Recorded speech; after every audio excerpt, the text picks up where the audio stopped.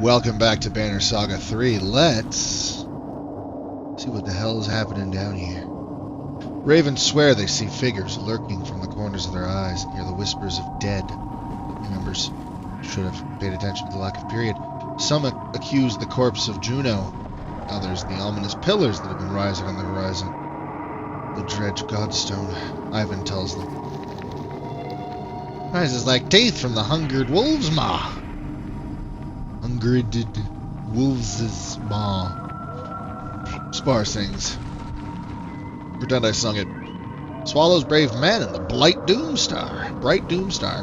An old song from before the gods died.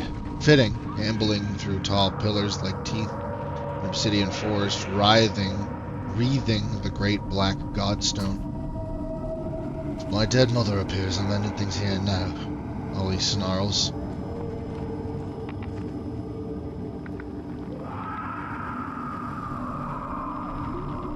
See, these feel like the Raven options. This feels like the right option. Eyvind shakes his head slowly, and you notice his ragged appearance. But I can be certain no harm will come from it. He says it loud enough for others to hear. Okay, well, that does help. Ah, thin ice, renown 5. So I have the trek across the frozen sea. Did I? Is that what that is? Oh dear. 6. Hello? Friends, maybe? More people that I can send into death? Don't question it. We can't rest, and we have so many injuries. Okay. Despite hope being lost, along with Juno, do something black and heavy ahead. Did the dredge build godstones of their own, or is this something? And it's not lost yet, Ivor. Yes, I did jerk and tear at Juno's voice in your head. Ha! And her hand lightly squeezing your shoulder. What? Here she breathes softly. Well done. You can put me down. Nerves got the best of even the bravest. Not another step! Shouts Ollie. He pushes his way to Juno. You died. Not another step till you spill it. All of it! A chorus of voices concur, echoing off the pillars themselves. Juno sags upon her staff. She looks at Eyvind, but his stare is leagues from here. All will be well. She starts, but jerks back from Ollie's axe blade in her neck. No more magic tricks! Encourage Juno to answer the fucking question. You're right. It's time you all knew. Yes, 'tis. Holy shit. Okay. This will be more easily shown than told.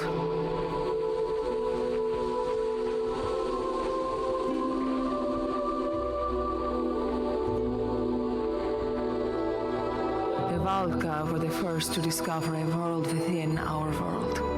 The inner earth, with its own lands, people, and sun. A source of power far greater than our own.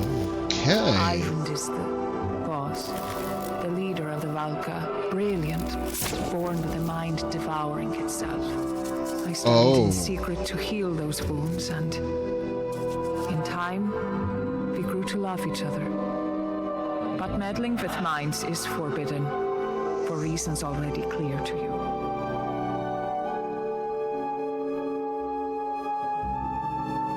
The council sentenced me to death. They agreed to spare Eyvind the same fate if I went willingly. So I did.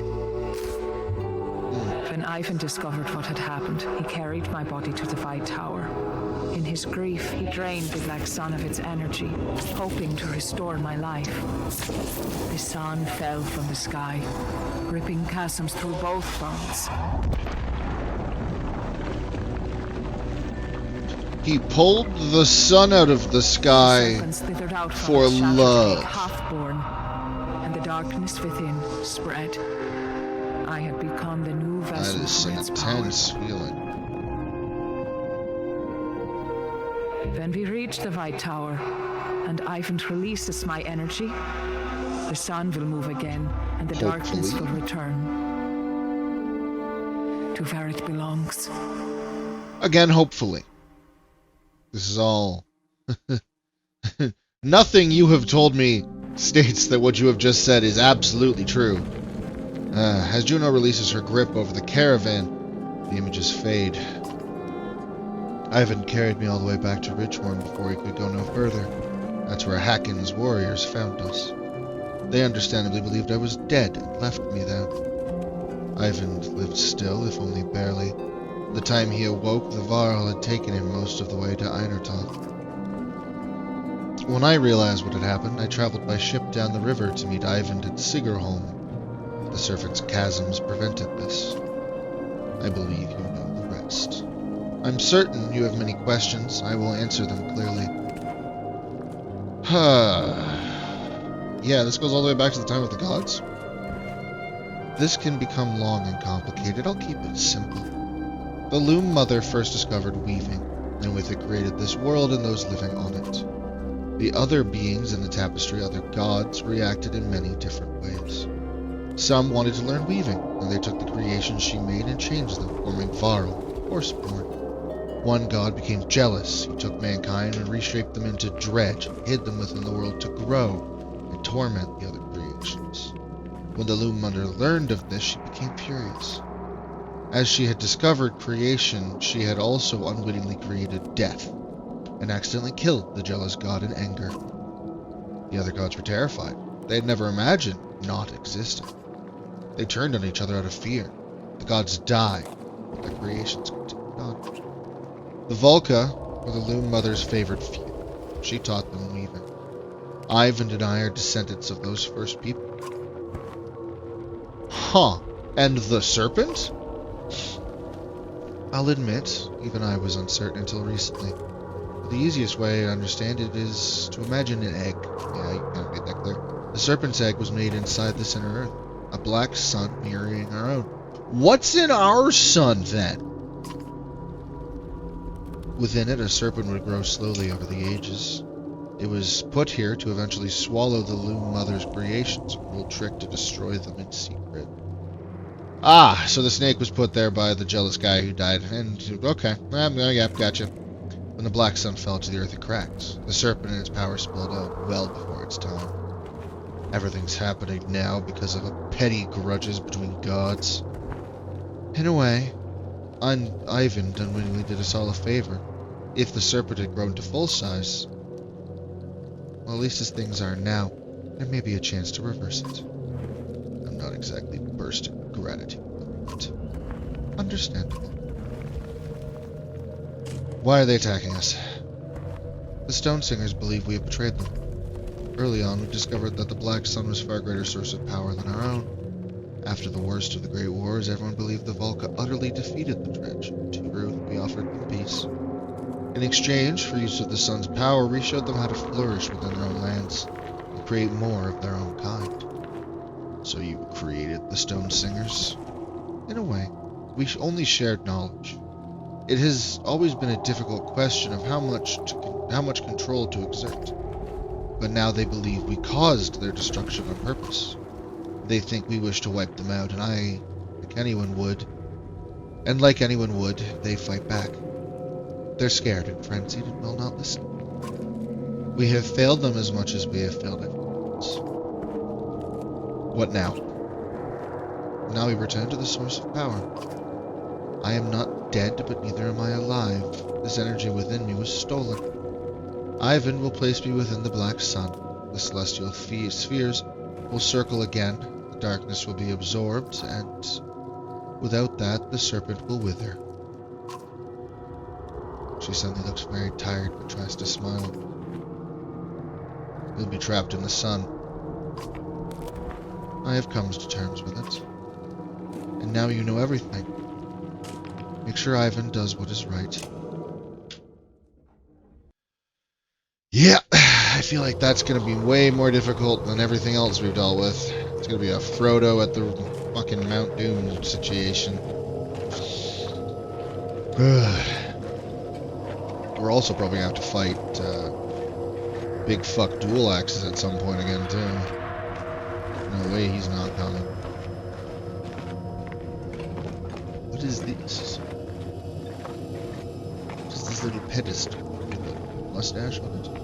Well, we're stopping at it, so that's a good sign. An enormous bell hangs from the carved stonework, even untouched. Even untouched, it hums with a strange, deep resonance. Sorry, I just forgot what time it was.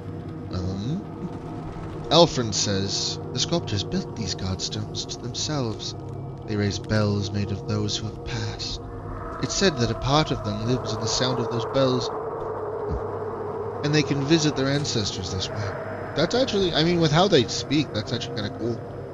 I mean, it's kind of like just having a recording of your voice on your grave, just like, hello! Kind of, sort of. Anyway, Spar crosses his arms. I'll explain the spooks. Oh, yes, the dead, the spookiness. This is a graveyard. Got it. The stone singer approaches the godstone, hands up, shaking his head in warning. He seems to diligently avoid touching anything. At the godstone's center, an enormous bell dwarfs the other smaller chimes hanging throughout. The bell's handle calls to you like a primal level. Are you thinking of ringing it or kissing it? I wouldn't do either.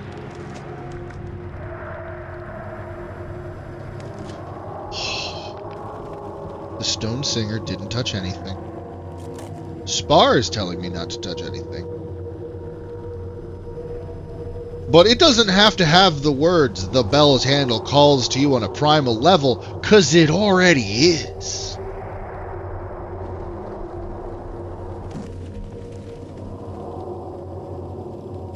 Leave the bell alone. Doing the smart thing. We don't have time for me to get bucked over by stupid. I can hardly think of a worse idea. You reply, stepping away. Curiosity weighs on you for a short while the caravan separates from the godstone. Yeah, I'll find out if I regret that later. Oh, shit. What's up? You find Ellie at the edge of the light, staring at the godstone. Mind if I join you? Hard to find space for him to. Just keep your voice down. That vicious, wrinkled fiffle won't share any of his drink in my head hats. In the distance, Spar takes a moment from a lazy... Huh? Takes a moment from lazily turning his legs spile, throw Ollie a weirdly inappropriate gesture. Ah! Spar has flipped off Ollie. Ran out of your own brew.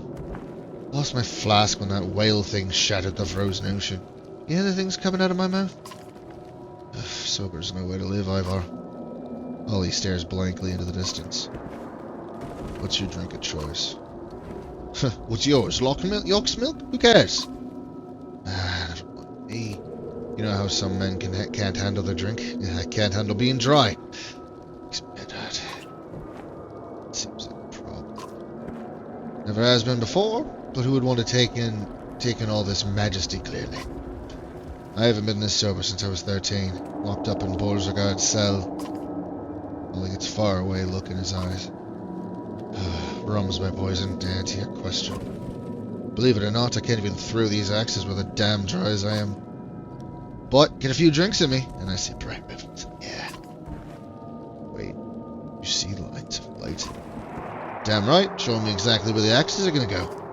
Usually I keep that sort of thing to myself, but what's the point? Oh, I think you're spell weaving.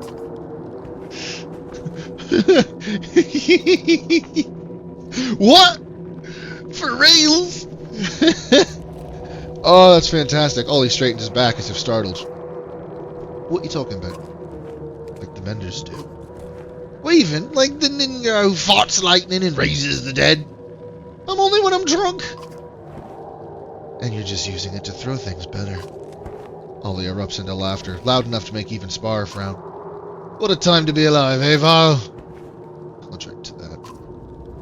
Don't tease. You pass Ollie your mead horn, and his hands shake as he gulps from it greedily. Ollie's a spellweaver. My mom always said I was special. Maybe you're not as bad as they say, Val. Who says that? Just take the victory. Alright. Fair enough.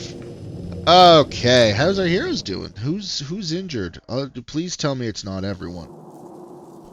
It's not everyone. Can I make a team? Yes, I can. Great. Good news there. Do we want to adjust this order at all?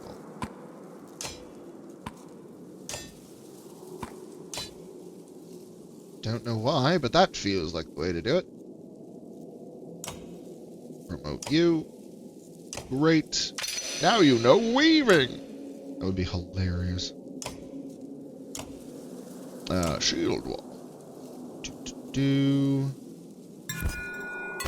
That's done. Bust. I want you to have a good crit chance. Great. Now, we seem to be doing this thing where nobody has items. What? Skill and rest, arm and rest. Who's... no one's gonna be resting. I don't really do that with people.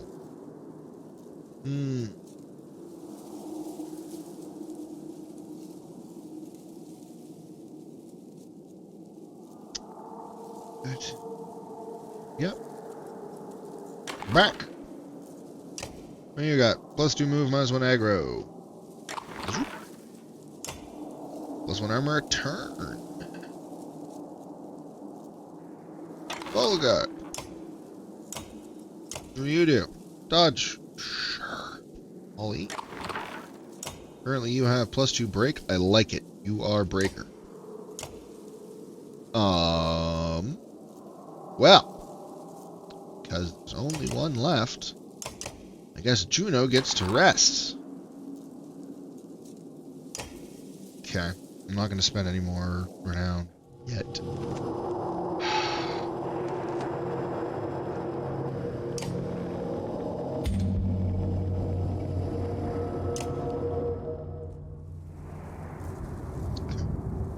We have more.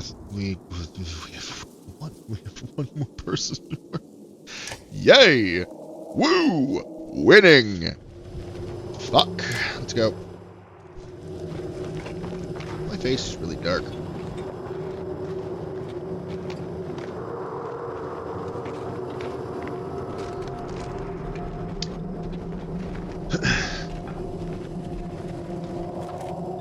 I really want to know what would have happened if I rung that bell. And really hope resting doesn't screw me. Because it's on the list of possibilities. I don't know how many days. Well, it's going to take me more than one day to get to the black sun. Great.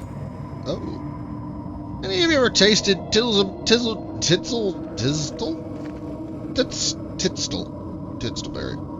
Any of you ever tasted Titzelberry mead?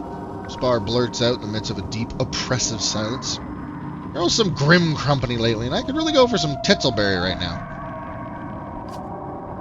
Others mumble in agreement, but someone passes around enough strong drink to spread around.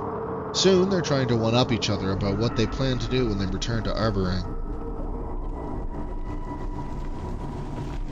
Listen to other stories. As you all know, I don't drink.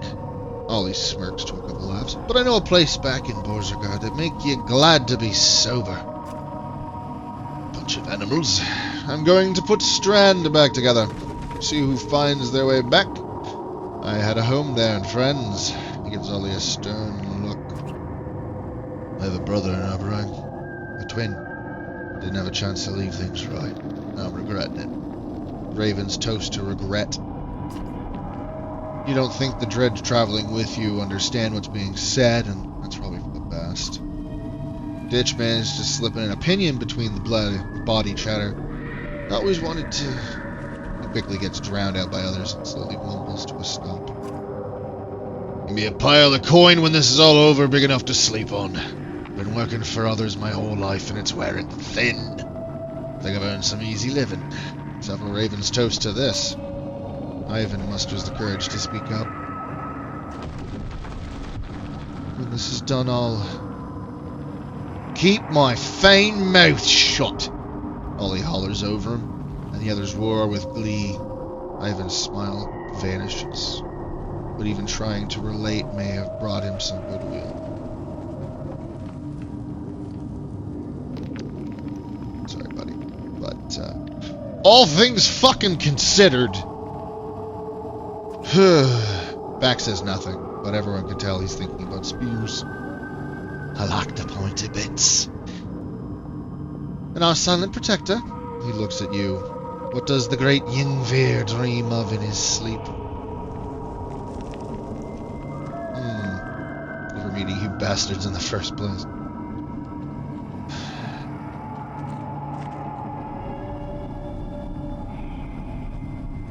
You all know why I'm here and what I want. Nobody wants to die alone, eh? Even if they're far from home. Spire smiles, satisfied. The caravan continues on, the tower growing ever closer. Yay! Okay. We're making good progress. Why is it warmer right here? Well, we're standing next to a sun. So, why does this pod look different from the rest? Sun? This is... hold on. Soaring shards of smoky glass just askew from the ground, as if flung there. At first it looks like more of the inner earth strangeness, until you realize that those are splinters of the black sun. Images reflect off the mirrored surfaces, creating an illusionary army of ravens as you walk through. Hold on. I thought this place was bad before, now there's 6 Stitch! The nauseating, sweaty warmth still radiating from the fragments as everyone eager to pass through, except Eyvind. He has stopped at one with his hand pressed against the glassy surface, looking at his own reflection. What's up, buddy? Come on, Eyvind, it's time to go. Oh, they recognize my son.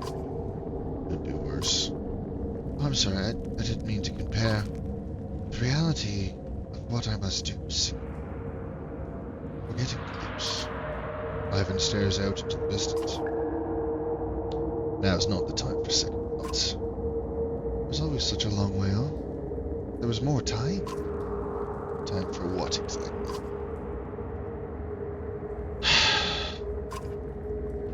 Juno revealed it already, but there's something you may not have fully grasped. Something she forbade me from telling you. She's worried it might change things. No more secrets. The only way the black sun will return to the sky is for Juno to seal the darkness within. She has to stay there, trapped, protected. A fate worse than death. It was my fault. All she's done since it's fight tooth and nail to make things right. All she's ever done.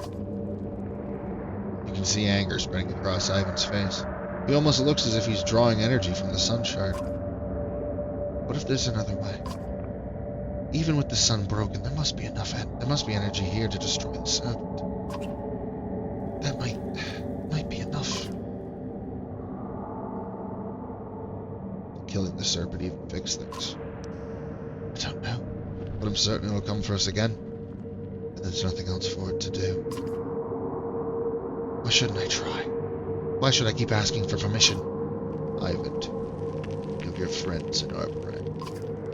Eyvind's mouth becomes a thin line. Some of the fire in his eyes go out. I know. I apologize. My thoughts have been difficult to control ever since birth. My mother was the head of the Volca in her time. She had a boy, the council was worried. The males of our kind have always had a touch of madness to varying degrees. What? Wheel of Time bullshit to varying degrees. Oh, Ollie! Yeah, that makes sense.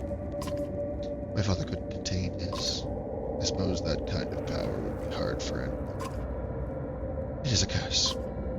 I'm only alive at all thanks to Juno, and she has kept this power within me from spilling out.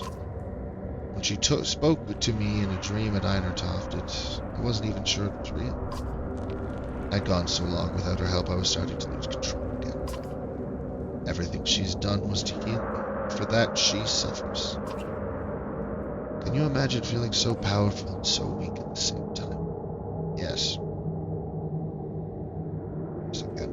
I can imagine. Eyvind nods and You feel that you've earned more of his trust. Oh, good. That's great. I didn't even have to do anything. The game just did it for me. I like when I'm successful on my own. 2 days. Ah, more stretched homes. I'm just gonna say it. I'm starving, and I don't mean it as an expression. I'm so hungry I might die. The caravan is getting precariously low on food, and nobody dares to drink the water that pools in dark crevices. You're feeling it yourself. The stone singer seems to understand, though. You've never seen them eat anything before, scraping a hard, bell-shaped object from the cliff walls and handing it to you with a motion like opening a book. Huh. Well, that was just some more craggy rock. Digging the thing was a hard obsidian shell. Once cracked open, a stringy, bright pink plant resides within, squishy to the touch. Looks like a mushroom. It doesn't smell strange or display the same warped weirdness that everything else does. There seem to be quite a few more still clinging to the cliffside. So who's gonna try it first? Step up and take a chance. It tastes like a mushroom, but slightly sweet. A couple minutes later, you're actually feeling stronger, a bit more energized. The others cautiously gather handfuls and eat as much as they dare. You swear the caravan moves a little faster than before. Fuck yes. Stone Singer, I love you. I didn't touch the bell, I got some fruit. Yes, I got super fruit. Sorry. So we're getting really close to the end of the episode. We also only have 1 day, so I'm going to see what happens when we get to 0. And then I'm going to end the episode. Keep a friend company. Elfrind beckons during a short rest, patting a lonely rock at the caravan's edge. Innocent enough, but you see ulterior motive on her face. Brighter than the white tower in the distance. Well then, you have something on your mind. You, Eyvind. It's funny, I should hate you. Many sculptors are my friends, and you are who they tell their children to fear. But I don't hate you. The more about you I know, the more I like you. Is it really what you wanted to talk about? Straight to the point. Eyvind and Juno, they trust you, don't they? But I wonder if they have earned your trust. Do they have yours? Of course not.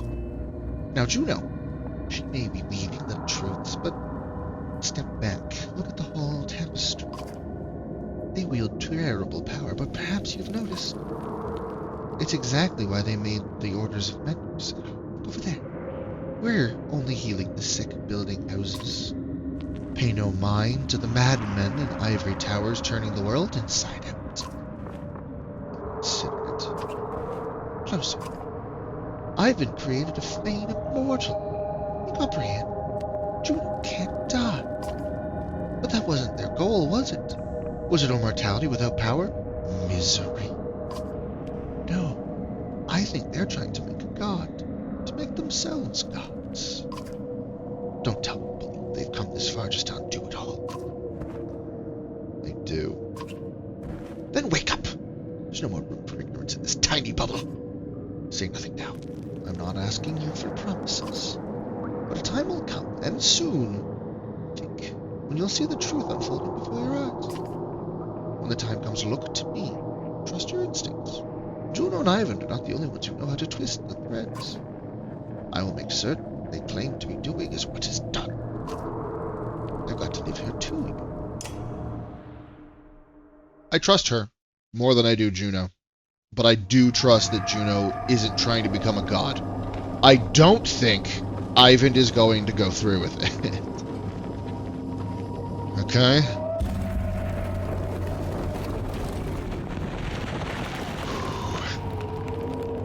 A distant rumble approaches, and all the things it could be race through your mind. Someone shouts earthquake as the ground bucks beneath your feet. Violent shaking peels rock sheets off the nearby cliffs. They crash around you in great billowing clouds of dust.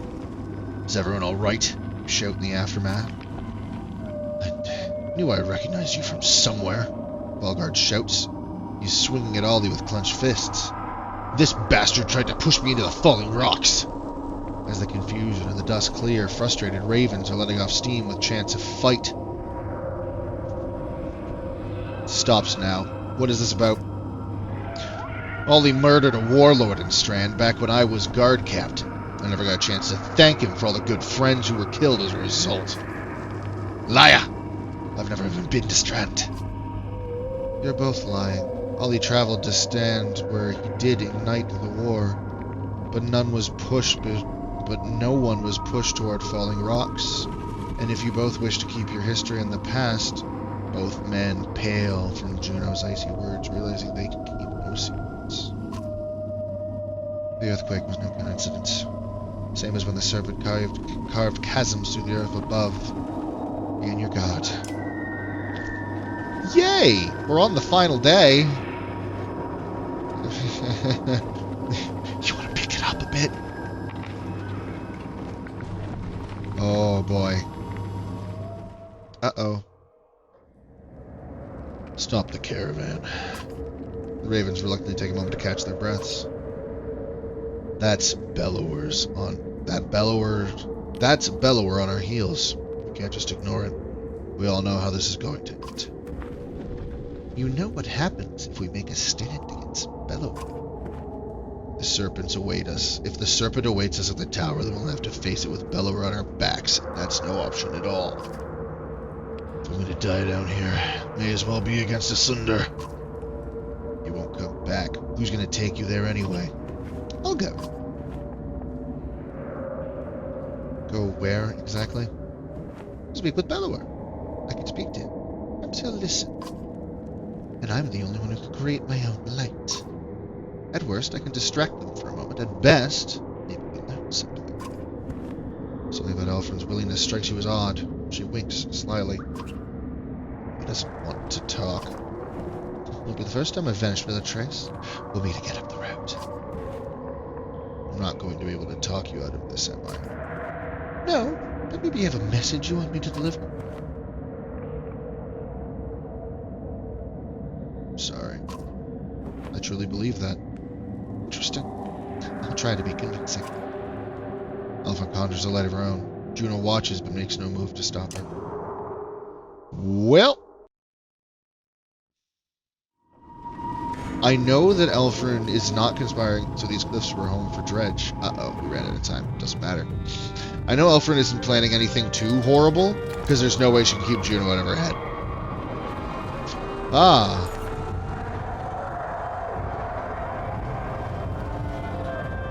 If Harborang's story is written on a tapestry, the edges are becoming frayed.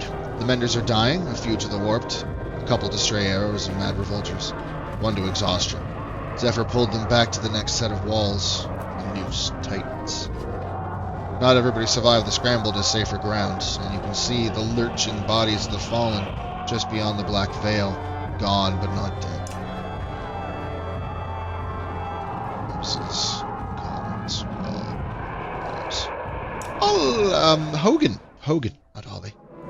Hogan has propped himself on his shield to keep from slumping over, but he stands as you approach. Don't stand on my account. You're looking rough around the edges. Speak for yourself. I'm fine. He looks a little embarrassed about snapping at you and looks back into the distance. Do you ever think we'd make it this far? I was hoping we wouldn't have to. You got that right. We could have all gone a lot of different ways. If you're just checking on how everyone's doing, I appreciate the concern. Nothing to worry about here, though. Hogan goes back to staring quietly into the darkness. How's your family, Hogan? Hanging by a thread, up to. Hanging by a thread. Who is it? All I can do is make sure they eat and don't get killed in their sleep. I can't keep them safe. What kind of man would I be? I know what you mean. Ah, listen, I know what you've been through. All my words are coming out wrong. Don't take it to heart. Hogan goes back to staring quietly into the darkness. What do you think is on the other side of the darkness?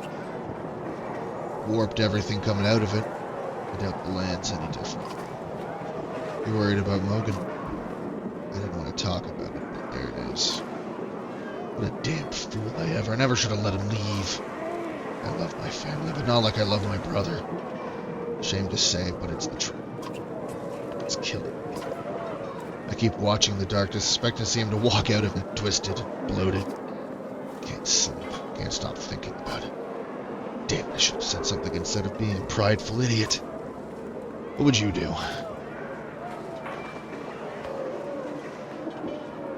Logan's still alive. Sure he is. Just like Ivar and the rest. Maybe it would help if I could pretend like you. But so far, it isn't working. Funny thing is, both of them are pretending because neither of them knows the truth for real. They're just pretending to know. They're picking the one that they think is most likely. Or makes them feel best. Oh, it's the darkness. Nothing you want to talk about? Tired of talking. Tired of fighting. Just tired of survival. Couldn't the gods have done this differently? Why make us eat, fear, and hate? Nothing stopped them from taking it all away. Smarter people than me haven't answered that one. Feels like being stuck in a bear trap, and I'm tired of it. Logan goes back to staring quietly into the darkness. I'll let you have your peace. Take care of yourself. Like I said, don't worry about me. Maybe I look rough like you said, but I'm not going anywhere. Not while I can still stand. I'm happy to hear that, buddy. It means you're around. Okay, so I'm going to end the episode there. Because pretty sure that means we're going to have another at least 30 minutes to go. Anyway, we have houses, commons, and wall to deal with here. We have a market we can go to. It's going to be good fun. That's for later. For now, guys, have yourselves a wonderful night.